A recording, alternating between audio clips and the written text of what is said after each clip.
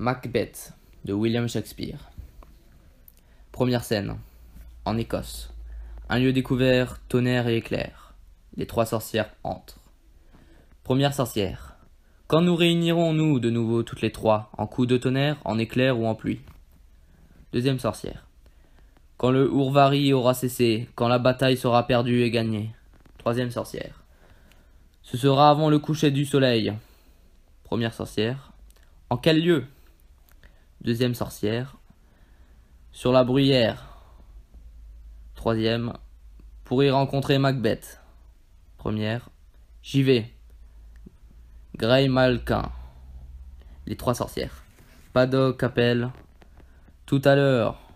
Le beau est affreux, et l'affreux est beau. Planons à travers le brouillard et l'air impur. Les sorcières s'évanouissent. Scène 2. À camp près de Forres. Alarme derrière le théâtre. Entre le roi Duncan, Malcolm, Donalbain, Lennox et leur suite. Il rencontre un soldat ensanglanté. Duncan. Quel est cet homme sanglant? Il peut, à en juger par l'état où il est, nous donner les plus récentes nouvelles de la révolte. Malcolm. C'est le sergent qui a combattu en bon et hardi soldat pour me sauver de la captivité. Salut, brave ami. Dis au roi ce que tu sais de la mêlée, telle que tu l'as quittée. Le soldat. Elle restait douteuse. On eût dit deux nageurs épuisés qui se cramponnent l'un à l'autre et étouffent leur savoir-faire.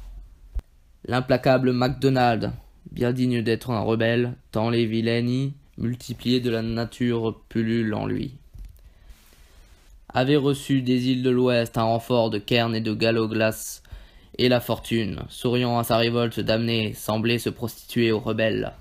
Mais tout cela était trop faible, car le brave Macbeth, il mérite bien ce nom, dédaignant la fortune et brandissant son épée toute fumante et ses sanglants d'exécution, en vrai mignon de la valeur, s'est taillé un passage jusqu'à ce misérable, et il ne lui a serré la main et ne lui a dit adieu qu'après l'avoir pourfendu du nombril à la mâchoire et avoir fixé sa tête sur nos créneaux.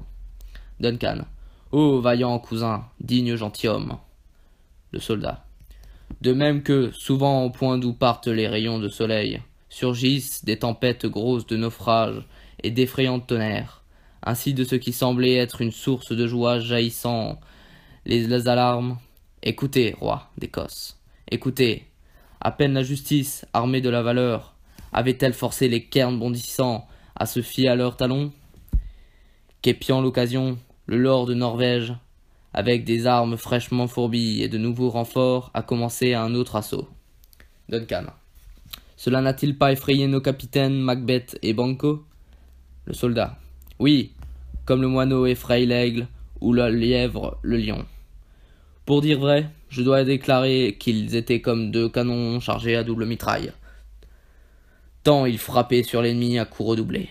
Voulait-il se baigner dans des blessures fumantes ou immortaliser un second Golgotha? Je ne puis le lui dire. Mais je suis épuisé. Mes plaies crient au secours. Duncan. Tes paroles te vont aussi bien que tes blessures. Elles sentent également l'honneur. Allez, qu'on lui donne des chirurgiens. Le soldat sort, s'appuyant sur des aides. Qui vient ici? Entre Ross et Angus. Malcolm. C'est le digne Tan de Ross. Lennox. Quel empressement dans ses regards. Il a l'air d'un homme qui a d'étranges choses à dire. Ross. Dieu sauve le roi. Duncan. D'où viens-tu, digne Tan? Ross. De Fife, grand roi, où les bannières norvégiennes narguent le ciel et éventent notre peuple, frissonnant. Le roi de Norvège lui-même, avec ses masses terribles, assisté par le plus déloyal des traîtres, le Tan de Cawdor, engagé une lutte fatale, quand Macbeth, le fiancé de Bellone, cuirassé à l'épreuve, a affronté le rebelle, dans une joute corps à corps, pointe contre pointe, bras contre bras, et a dompté sa valeur sauvage. Pour conclure, la victoire nous est échue. Duncan. Au bonheur. Ross. Si bien que maintenant, Sweno, roi de Norvège, demande à entrer en composition. Nous n'avons pas daigné lui laisser enterrer ses hommes, qu'il n'eût déboursé à Saint-Colmessinge, $10 000 pour notre usage général, Duncan. On ne verra plus ce Tan, ce Cawdor trahir notre peuple, cher intérêt.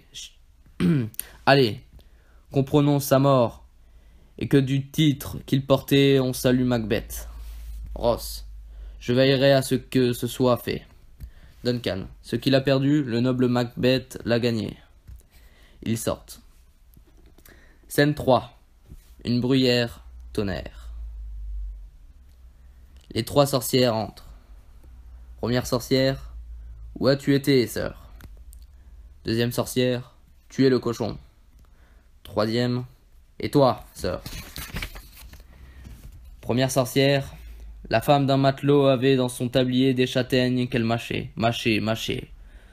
Donne-moi, lui dis-je, des campes, sorcière, crie la carogne nourrie de rebut. Son mari est parti pour Alep.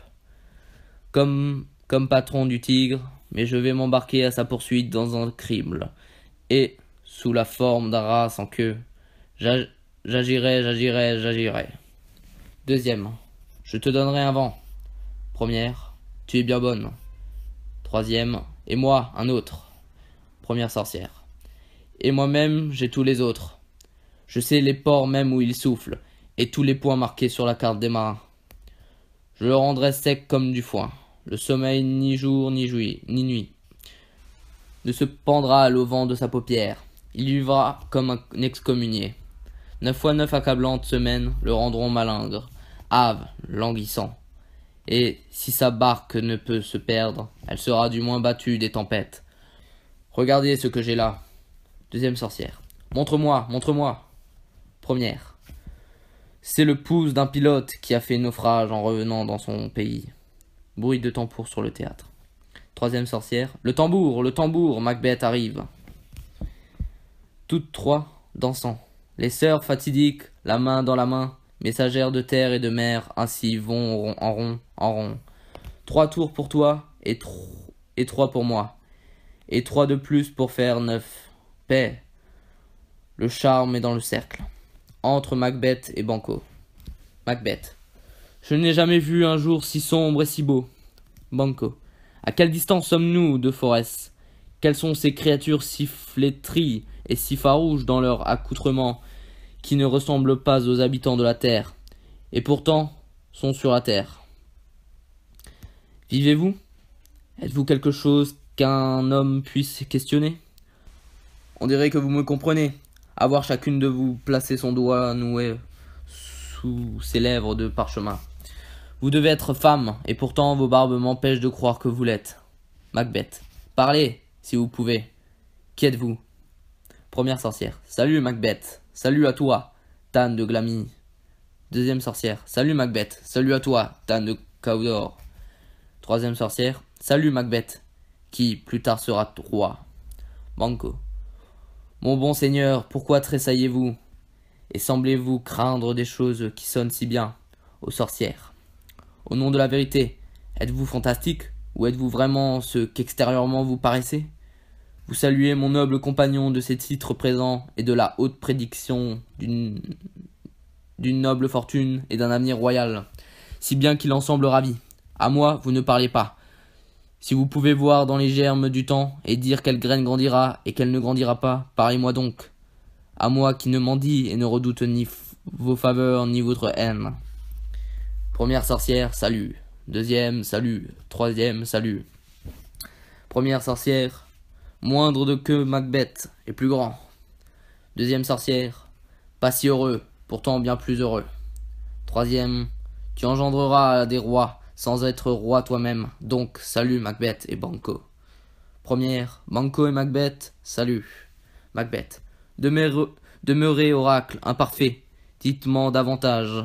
Par la mort de Sinel, je le sais, je suis Tan de Glamy, mais comment de Cawdor? Le Tan de Cawdor vit, gentilhomme, prospère, et quant à être roi, cela n'est pas plus dans la perspective de ma croyance que d'être Tan de Cawdor. Dites de qui vous tenez cet étrange renseignement, ou pourquoi sur cette bruyère désolée, vous barrez notre chemin de ces prophétiques saluts. Parlez, je vous l'ordonne. Les sorcières s'évanouissent. Banquo. La terre a, comme l'eau, des bulles d'air, et celles-ci en sont ou se sont-elles évanouies? Macbeth, dans l'air, est-ce qu'il semblait à savoir un corps s'est fondu comme un souffle dans le vent? Que ne sont-elles restées? Banco. Les êtres dont nous parlons étaient-ils ici vraiment? Ou avons-nous mangé de cette racine insensée qui fait la raison prisonnière? Macbeth. Vos enfants seront rois. Banco, vous serez roi. Macbeth. Et Tan de Cawdor aussi, ne l'ont-elles pas dit? Banco. En propres termes. Avec le même accent. Qui va là? Entre Ross et Angus. Ross. Le roi reçut avec bonheur, Macbeth, la nouvelle de ton succès. Et à la lecture de tes aventures personnelles dans le combat contre les révoltés, son admiration et son enthousiasme hésitent à s'exprimer autant qu'à se taire. Interdit par tes exploits, dans le cours de la même journée, il se trouve au plus épais des rangs norvégiens. Impassible devant tous ces spectres étranges que tu fais toi-même. Avec la rapidité de la parole, les courriers succédaient aux courriers, et chacun d'eux rapportait tes prouesses dans cette grandiose défense de son royaume et les versait à ses pieds. Angus, nous sommes envoyés pour te transmettre les remerciements de notre royal maître, chargé seulement de l'introduire en sa présence, et non de te récompenser. Ross, et comme Arès d'un plus grand honneur, il m'a dit de t'appeler de sa part. Tan de Cawdor, salut donc, digne Tan, sous ce titre nouveau, car il est à toi. Banco à part. Quoi donc, le diable peut-il dire vrai? Macbeth, le Tan de Cawdor vit. Pourquoi me revêtez-vous de manteau emprunté? Angus, celui qui était Tan de Cawdor vit encore, mais un lourd jugement pèse sur sa vie, qu'il a mérité de perdre. Était-il ouvertement ligué avec ceux de Norvège? Ou a-t-il appuyé le rebelle par des secours et des subsides cachés? Ou bien a-t-il travaillé par une double complicité au naufrage de son pays? Je ne sais pas.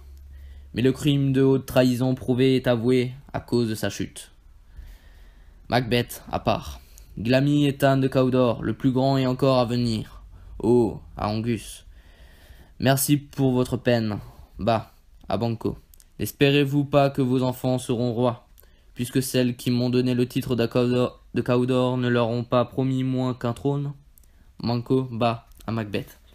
Une conviction aussi absolue pourrait bien élever votre ardeur jusqu'à la couronne, au-dessus du titre de Cawdor, mais c'est étrange.